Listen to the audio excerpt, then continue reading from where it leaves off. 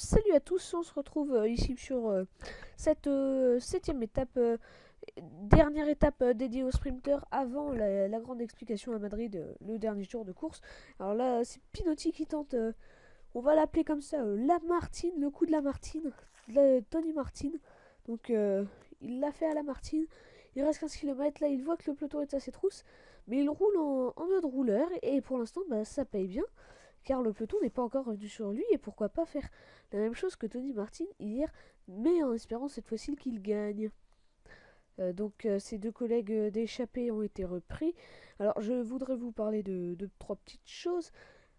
Alors c'est sur le rythme des vidéos. Alors déjà demain, comme on m'a là demandé, oui je ferai des vidéos plus longues dans les étapes de très haute montagne avec beaucoup de cols. Sauf que demain c'est une plus petite étape. Désolé, là ça bug un peu. Donc demain ce sera une plus petite étape. Et donc du coup, bah, je trouve inutile de vous mettre 40 km. Et ce sera juste, il n'y aura même pas d'action et tout ça. Donc ce sera vraiment quand il y aura des grosses étapes que je ferai les 40 derniers kilomètres. Sinon, alors qu'est-ce que je voulais vous dire? Oui, attendez. Non, alors qu'est-ce que vous voulez vous dire? Ah oui, donc dimanche je ne serai point là. Donc vous aurez juste un petit résumé de 1 km. Alors. Donc désolé de cette petite interruption, problème chez moi, donc c'est pas grave, c'est pas grave. Alors que là, du coup, je pense que Pinotti a été repris, j'ai dû m'absenter quelques minutes.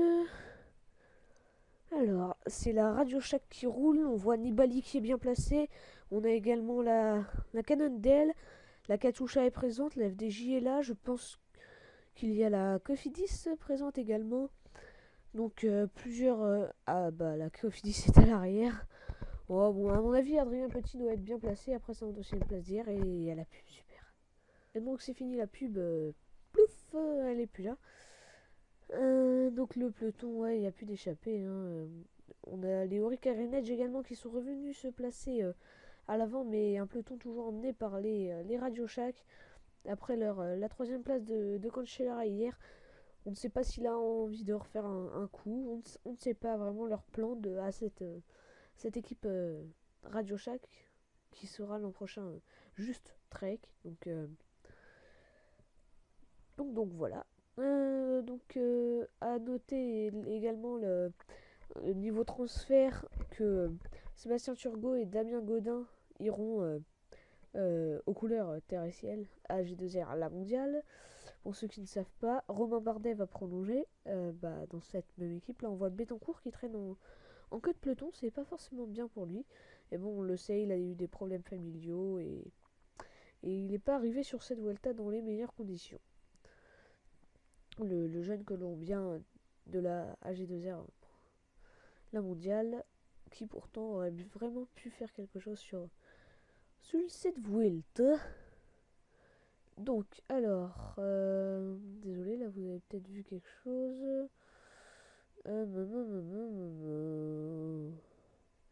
Alors, donc là c'est toujours la Radio Shack qui roule. Euh, donc, donc, euh, euh, que dire là Alors Nibali, lui, ne prend absolument aucun risque. C'est normal quand on est leader du classement général. Et il faut vraiment s'attendre à tout. On peut être victime de coups de bordure, de chutes à l'arrière. Enfin, il y a aussi des chutes à l'avant. Et bon, des coups de bordure, des chutes, des crevaisons. Enfin, les crevaisons, ça peut arriver des deux côtés. Mais bon, excusez-moi, là, je suis un peu fatigué.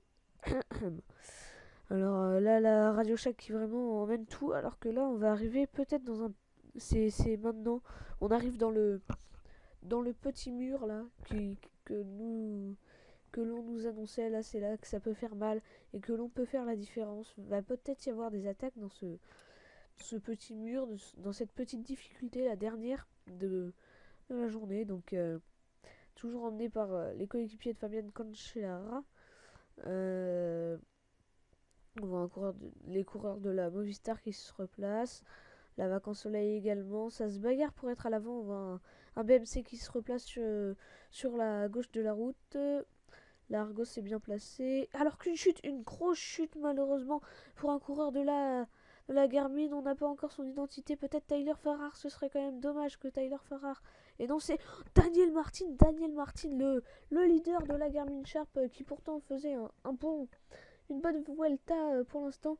Et là, il ne va pas bénéficier des 3 km. Alors, problème sur son vélo. Il ne va pas abandonner quand même. Problème sur son vélo. Un coureur l'a attendu, un coureur de son équipe. On lui donne un autre vélo. Un coureur l'a attendu pour le ramener. Ça va être assez facile, je pense, de revenir dans les voitures. Mais bon, ça va être difficile. Il n'aura pas en compte les 3 km, les 3 derniers kilomètres. Ce n'était pas dans les 3 derniers kilomètres. On est encore à 10 km 600 de l'arrivée. Et devant, ça va visser avec la Radio Shack. Donc, va falloir vraiment tout donner et mener à fond pour perdre le moins de temps possible pour l'Irlandais vainqueur de Liège-Bastogne-Liège cette année. En espérant que ça aille mieux, bien sûr. Pour le 31e du général, il était qu'à 1,47, donc en gros dans les temps. Il pouvait encore largement jouer la victoire finale. D'ailleurs, on sait que demain tout va se jouer. On va savoir vraiment quelles sont les forces en présence sur la vraie première très très dure arrivée au sommet. Donc ça nous promet beaucoup de choses. Alors que là c'est la Argos. Un coureur de la Argos s'est fait la belle. Tranquille. Ouais, mais ils sont deux à avoir tenté le coup aux 10 km. Mais alors qui sont-ils? Il y a un coureur de la Argos, peut-être un de la Quick Step, de la Omega Pharma Quick Step, je crois. Je ne suis vraiment pas sûre, faut pas vraiment se fier à ça. Alors, qui sont ces deux coureurs qui ont voulu faire les fuyards? Alors que là, toujours les Garmin Sharp qui vont tenter de ramener Dan Martin. Ils croisent encore un autre petit groupe. Et là, on a toujours... Non, c'est un groupe de deux. Oui, c'est un groupe de deux. J'ai cru pendant quelques secondes qu'ils étaient trois à être partis. Donc, je ne pense pas vraiment me tromper. À moins que ce... Non, oui, c'est bien un de la Quick Step et un de la Argos. Ils sont deux, je crois. Ils sont pas trois. Derrière, ça roule, mais va falloir se méfier de ce groupe de deux. Car là, on roule plus vraiment, on ne s'entend plus derrière. Et ça, les deux coureurs l'ont bien compris. Le coureur de la Quick Step et celui de la Argos Shimano. C'est toujours le coureur. On voit Nibali là qui est bien placé en 8ème position. Qui tient vraiment à garder ce maillot et à remporter cette Vuelta pour la deuxième fois. On s'avance un peu, mais il a la forme et la force. Alors, 9 km là, on ne s'entend pas en tête de peloton et ça peut profiter aux deuxièmes des têtes qui sont parties il y a de cela 1,5 km. Donc, toutes les situations sont envisageables. Ils peuvent se faire reprendre et un autre groupe part et gagne. Ils peuvent se faire reprendre et un sprint massif. Ils peuvent aller au bout. Tout est faisable pour ces deux coureurs qui ont vraiment créé un gros trou là. Ils ont créé l'écart avec le peloton. Donc il y a beaucoup à faire là. Et là ils le savent qu'ils ont un beaucoup à faire ces deux coureurs. Alors qui sont-ils?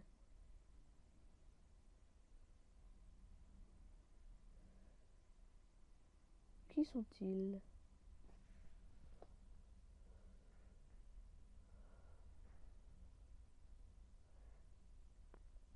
Alors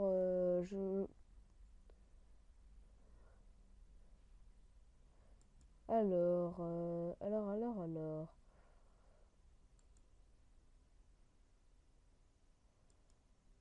Alors.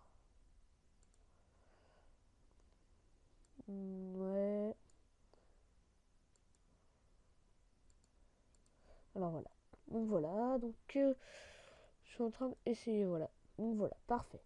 Je vais rechercher l'identité de ces deux gars. Donc petit bug, désolé. Ça n'a pas fait vraiment comme je le voulais. Alors que Philippe Gilbert... Ah non, mais attendez. Ce ne serait pas un Argos, mais tout simplement Philippe Gilbert qui serait parti avec Zenès Stibar. Gilbert Stibar.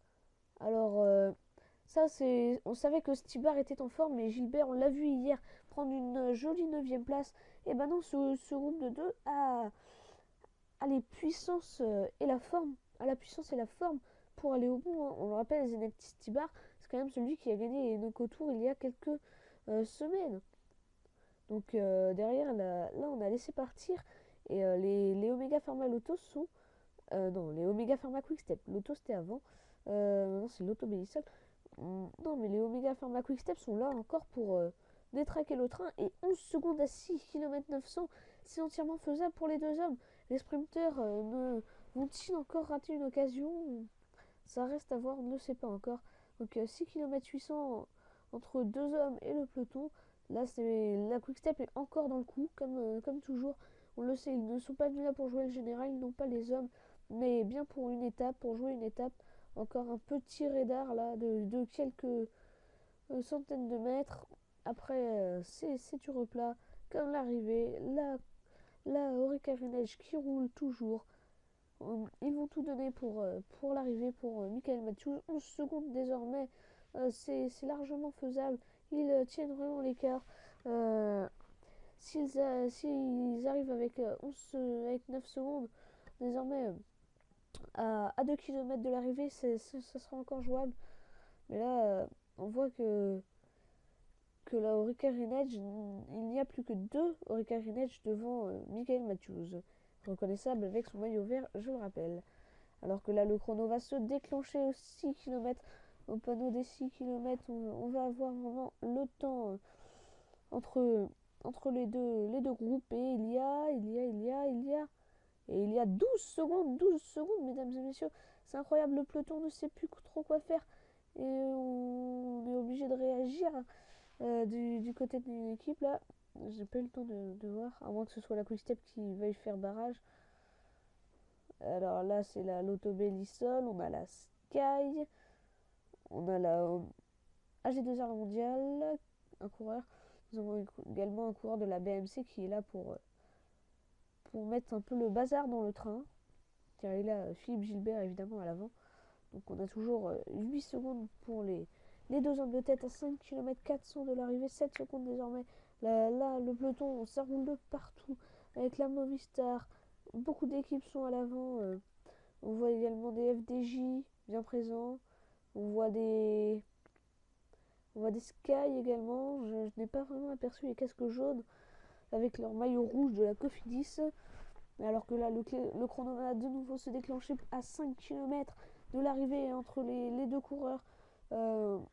L'ancien champion du monde de cyclocross et un autre un autre champion du monde, cette fois-ci de route. Et là, c'est en titre.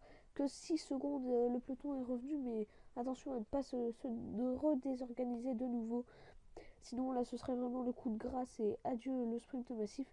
La Movistar maintenant qui emmène ce peloton. Là, on se met à plat. Hein. On se donne à fond. Là, après, les coureurs ne pourront plus faire grand-chose. Alors que là, on fait un demi-tour, a priori, visiblement. Oui. Donc, pourquoi ne pas passer pile à gauche, là? On pourrait très bien couper. Ouais, donc là, le peloton, il vit à bloc. Hein. Il est à fond, le peloton. Les deux hommes de tête sont également à fond. Ça peut le faire. Mais il faudra pas qu'ils se regardent dans l'arrivée. Hein. Ces deux coureurs expérimentés et très très forts. 4 km de l'arrivée. Donc 3, 4, 5, 6, 7. Non, juste 6 secondes. Ils tiennent avec 6 secondes. Ça va peut-être être très juste parce que là, ce ne sera pas un faux plat. Il y aura juste un petit virage avant la ligne droite finale là. Et là, s'ils sont encore en tête, ils auront une chance de remporter le sprint, mais bon, il faudra vraiment tenir jusque-là. Encore 3 km 500 à tenir pour les deux hommes de tête. On leur rappelle leur identité. Zdeněk Stybar, le Tchèque, et Philippe Gilbert, deux champions du monde. Stybar, ancien champion du monde de cyclocross, et Philippe Gilbert, il porte actuellement le maillot de champion du monde sur route. Là, ils vont arriver à 3 km. On va déclencher le chrono également. Ça va être très très serré, très très dur pour eux. Mais bon, le peloton pourtant a vu ça hier.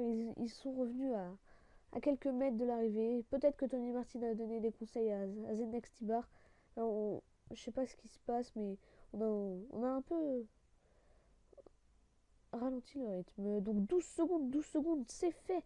L'échappée a désormais la chance d'aller au bout. Il ne faudra pas qu'il se regarde dans le dernier kilomètre. Il va falloir que ça joue au meilleur. Personnellement, j'aimerais bien que Zdeněk Stybar remporte l'étape. Mais bon, ça c'est mon choix. Et derrière, le peloton a fait un très très mauvais virage emmené par la Sky, je crois, qui roule pour Edvald de Boasson Hagen, qui, on le sait, a été meilleur que ce qu'il est en ce moment. Hein. Il n'est pas non plus dans sa plus grande forme, le Norvégien, alors que Dan Martin, lui, n'arrive toujours pas à rentrer. Alors que là, le peloton est à bloc, mais les deux hommes de tête aussi, et ça nous donne un magnifique bras de fer comme hier entre Tony Martin et le peloton, et encore un Omega Pharma dans le coup. Et cette fois-ci, c'est Zdeněk Stybar, un autre Omega Pharma qui est très très en forme. 4, 5, et c'est la pub est mince, et je m'en fous, parce que je veux le faire vivre, et 9, et 10, et 11, et 12, et 13, et 14, et 15 secondes, et mesdames et messieurs, on a les vainqueurs. 17 secondes, le peloton est battu, mesdames et messieurs. Le peloton est battu. Le peloton est battu à 1 km 800 de l'arrivée, la pub qui me casse les bip. Cortex, qu'est-ce que tu fous là? C'est bon, j'ai réussi à l'enlever. Alors là, le peloton est battu là, plus quasiment 20 secondes. Ça va se jouer entre Zdeněk Stybar, l'ancien champion du monde de cyclocross, et Philippe Gilbert, le champion du monde sur route actuelle. Donc là, on les voit là, ils sont tous les deux. Et là, ça roule. On ne se demande pas qui va gagner la victoire. Philippe Gilbert, en tant que guerrier, comme Zdeněk Stybar, ils vont tous les deux à fond. Ils se donnent au maximum, en gardant un petit peu, je pense, pour le sprint quand même. Mais bon, de toute façon, là, Zdeněk Stybar va-t-il craquer comme sur le Paris-Roubaix? Parce que le peloton est battu, le peloton ne reviendra pas désormais. L'échappée a gagné cette étape. Et oui, comme quoi le coup de partir à 10 km de l'arrivée aura marché. Derrière, là, on a le train de la Garmin qui tente de revenir sur le peloton. C'est la flamme rouge, Et qui va gagner? Zdeněk Stybar qui est très bien placé dans la roue de Philippe Gilbert. L'écart est assez conséquent. On sait que ça va jouer entre ces deux-là, même si le peloton derrière roule à bloc. C'est fini pour eux. 12 secondes à 1 km. Non, c'est fini. On va plutôt regarder les images de l'échappée. Il faut nous emmener sur l'échappée, là, s'il vous plaît. Oh. Le peloton, c'est fini. On s'en fout. On s'en tape. Wow. De toute façon, là, on l'a bien compris, c'est que c'était fini pour l'échappée. On a un FDJ qui va prendre la tête, mais voilà. Voilà, là, on a le duel. On dirait une poursuite individuelle. Alors que derrière, une vitesse individuelle. Alors que derrière, c'est un FDJ qui fait l'effort pour revenir. Oh là là, ils reviennent très fort derrière. Là, il faut pas se laisser avoir. Non, c'est bon, ça va le faire. Philippe Gilbert qui emmène toujours. Zdeněk Stybar. Attention, ça revient très fort derrière. Et Zdeněk Stybar qui emmène. Et Zdeněk Stybar qui lance le sprint. Et Zdeněk Stybar qui va aller gagner cette 7e étape en costaud. L'ancien champion du monde de cyclocross qui va se faire gratter sur la ligne ou quoi? Et victoire de Zdeněk Stybar, le Tchèque, qui aura failli se faire gratter sur la ligne par Philippe Gilbert, le champion du monde, qui ne tient pas encore cette victoire sur ce Tour d'Espagne, malgré qu'il aurait été très opportuniste. On a vu un très bon comportement de l'équipe FDJ, ainsi qu'un très beau sprint d'Adrien Petit. On va attendre les résultats cette fois-ci, car j'ai vraiment envie de voir les résultats du coup. Alors, 25 secondes.